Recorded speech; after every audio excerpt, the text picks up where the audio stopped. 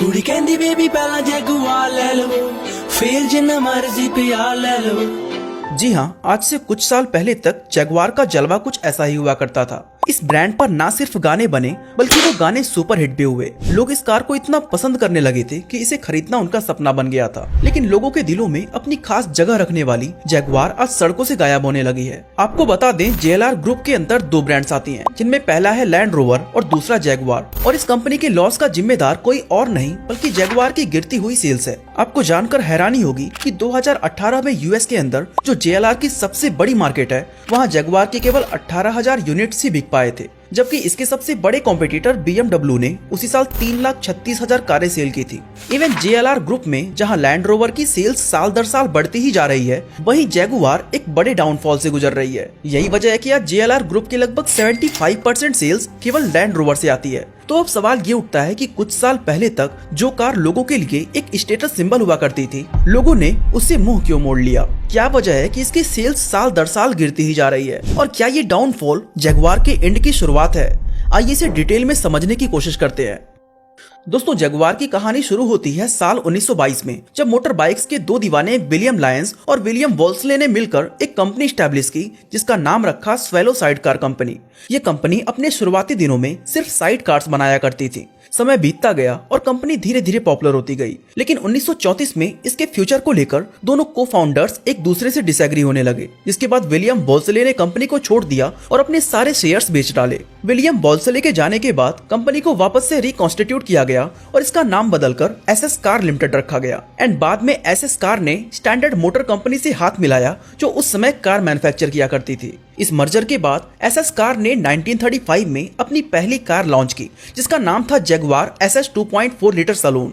इस कार को William Lions ने खुद ही डिजाइन किया था और ये काफी पॉपुलर भी हुई। सेम ईयर कंपनी ने जगुआर मॉडल की second car Jaguar SS 90 launch की। ये एक 2 सीटर स्पोर्ट्स कार थी, जिसे कम्प्लीटली मोटर स्पोर्ट इवेंट के लिए ही डिजाइन किया गया था, और इस कार की top speed around 90 miles per hour थी, इसलिए इसका नाम SS 90 रखा गया था। अब दोस्तों, यहाँ तक देखें तो जगुआर नाम सिर्फ एक कार का मॉडल था, लेकिन साल 1945 में कंपनी के सभी शेयर होल्डर्स के साथ एक मीटिंग की गई और SS कार का नाम बदलकर जगुआर कर दिया गया। जिसके बाद जगुआर ब्रांड ने अपनी पहली कार XK20 को लॉन्च किया, जो काफी ज्यादा हिट हुई। और फिर सेम फॉर्मूला पर कंपनी ने और भी कई सारे कार्स लॉन्च किए, जिसमें XK120, XK140 एंड XK150 शामिल थी। वैसे जगुआर को सबसे ज्यादा पॉपुलैरिटी तब मिली जब 24 hours of the Le Mans race में इसकी एक कार ने जीत हासिल कर ली थी, और यहीं से जगुआर कार स्पोर्ट्स कार की कैटेगरी में दुनिया की पहली पसंद बन गई। अब दोस्तों, यहाँ तक तो चीजें काफी अच्छी चल रही थी, लेकिन प्रॉब्लम्स तब आई जब जगुआर कार के लिए जो स्टील कंपनी बॉडी को तैयार करती थी, उसे किसी दूसरी कंपनी ने एक्वायर कर लिया। जिसके बाद लायंस के सामने कई तरह के चैलेंजेस खड़े हो गए, जैसे एक तो उनकी उम्र भी काफी ज्यादा हो गई थी, और दूसरा कंपनी को संभालने के लिए उनकी कोई औलाद भी नहीं थी। इसलिए 1966 में उन्होंने अपनी कंपनी को ब्रिटिश लेलैंड को बेच दिया। अब ब्रिटिश लेलैंड के अंदर पहले से ही कई सारे बेहतरीन कार ब्रांड्स थे, इसलिए उन्होंने जगुआर पर कुछ ज्यादा फोकस नहीं किया। ऐसे में जगुआर ब्रांड, जो अपने क्लासिक लुक और स्पोर्ट्स कार की वजह से पूरी दुनिया में फेमस था, धीरे धीरे बदलते वक्त के साथ वो एक ओल्ड मॉडल कार ब्रांड बन गया। कंपनी काफी लॉस में जाने लगी, जिस वजह से 1989 में ब्रिटिश लेलैंड ने इसे फोर्ड को बेच दिया। अब फोर्ड ने भी जगुआर को प्रॉफिटेबल बनाने की खूब कोशिश की, इसके मॉडल्स में कई बड़े बदलाव किए, लेकिन फिर भी ये पहले जैसे पॉपुलर नहीं हो पाई।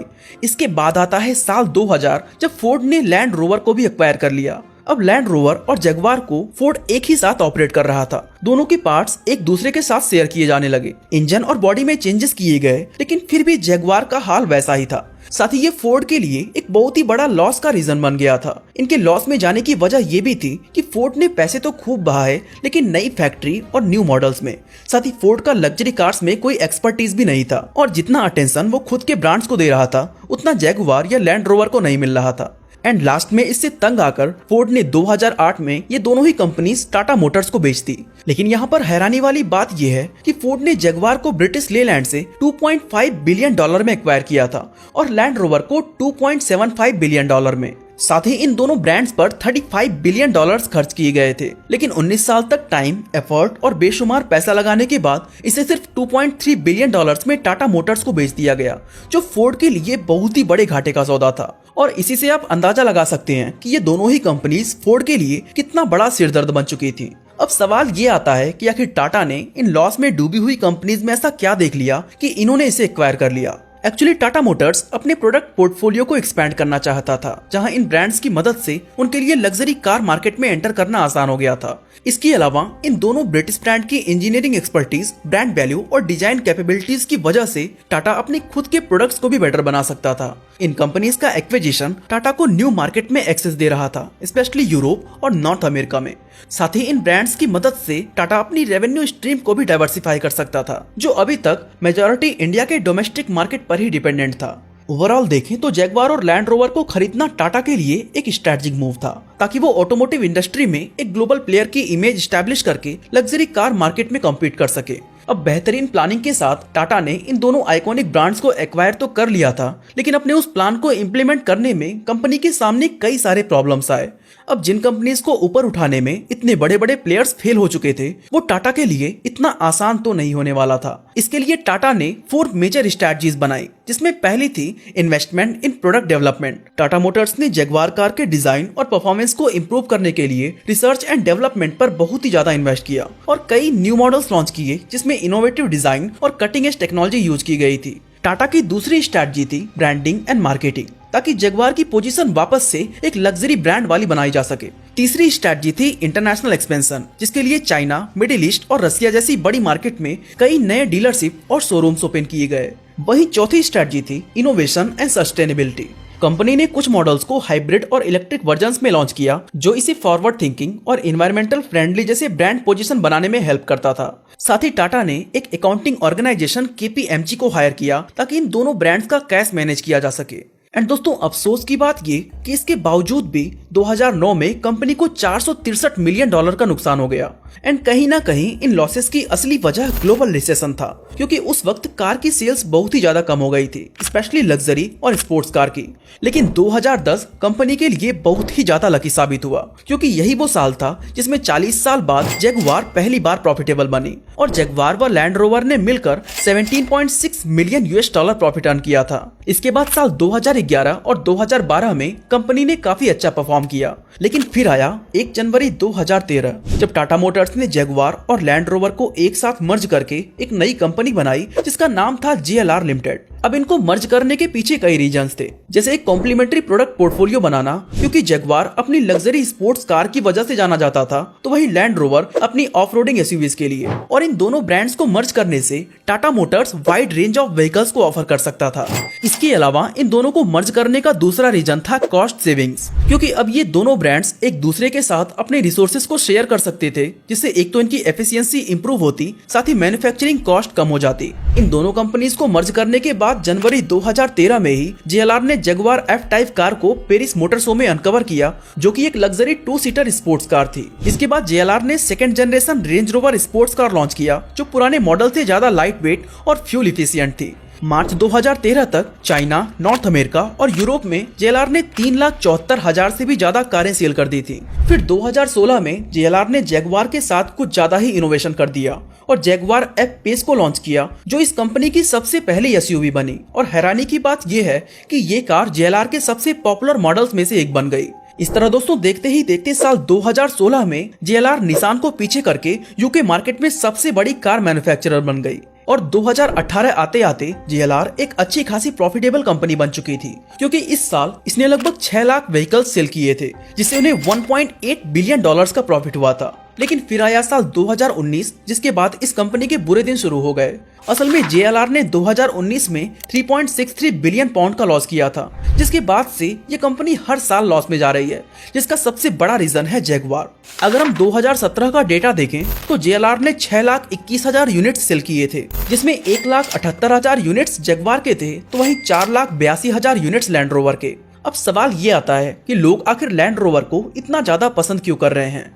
तो दोस्तों, आपको बता दें, लग्जरी SUV मार्केट में लैंड रोवर की एक स्ट्रॉन्ग रेपुटेशन रही है, जबकि जैगुआर हमेशा अपनी स्पोर्ट्स कार और सेडान्स के लिए फेमस रही हैं। लेकिन अब लोग सेडान से ज्यादा SUVs को पसंद कर रहे हैं। साल 2021 में अमेरिका के अंदर 52% से ज्यादा व्हीकल्स SUVs खरीदे गए थे और 2022 के फर्स्ट 4 मंथ्स में 72.9% या तो SUVs या फिर पिकअप्स बिके थे। वहीं अगर हम सेडान की बात करें तो 2018 में इसका ग्लोबल मार्केट शेयर था 24%, जो 2019 में गिरकर 23% हो गया था। एंड दोस्तों यही सब वजह है कि लोग जैगुआर के मुकाबले लैंड रोवर को ज्यादा प्रेफर कर रहे हैं। लेकिन JLR के इन लॉसेस का यही एकमात्र रीजन नहीं है, बल्कि एक वजह डीजल कार्स की कम होती डिमांड भी है।